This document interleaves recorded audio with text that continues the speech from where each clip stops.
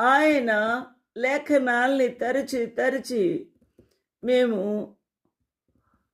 ధ్యానించుచూ ఉన్నాము, బోధించుచూ ఉన్నాము అని అనేకులు చెప్పుకుంటారు. కానీ ప్రభు పరిశీలించినప్పుడు, ప్రభు వెతికినప్పుడు అట్టివారు కనబడలేదు ఆయనకు.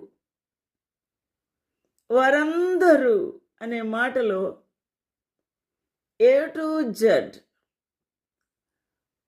పసికందుల నుండి ఇక మట్టికి మట్టయిపోతున్న వారి వరకు వారందరూ దారి తొలగి బొత్తిగా చెడి ఉన్నారు. అమ్మ గర్భములో పిండాకృతిగా ఉన్నప్పుడే నేను పాపం చేసి ఉన్నాను, పాపంలోనే నా తల్లి నన్ను గర్భము ధరించెను,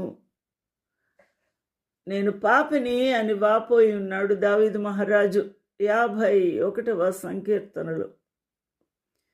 కాబట్టి ఇంతగా దారి తొలగిన స్థితి, ఇంతగా బొత్తిగా చెడి ఉన్న స్థితి మానవులది అని మానవులు ఎవరును గ్రహించలేని స్థితిలో ఉన్నారు. మేలు చేయవారు ఎవరునూ లేరు, ఒక్కడైనాను లేడు. నిన్ను వలని పొరుగు అని ప్రేమించుమనే ఆ ప్రభు యొక్క 2వ ఆజ్ఞ చాలా ప్రాముఖ్యమైనది. నీ పూర్ణ హృదయముతో, నీ పూర్ణ శక్తితో, నీ పూర్ణ బలముతో నీ దేవుడైన యెహోవాను సేవించాలి.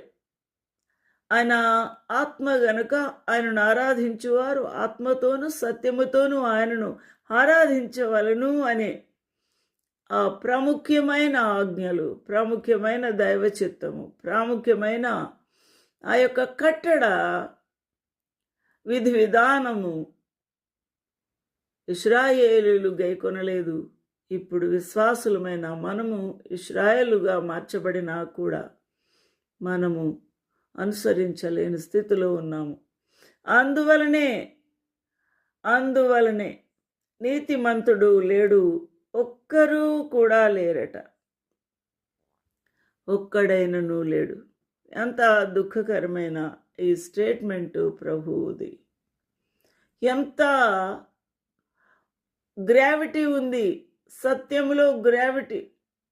నిజస్థితి తెలుసుకోలేని మానవుడు, నిజస్థితి తెలుసుకోలేని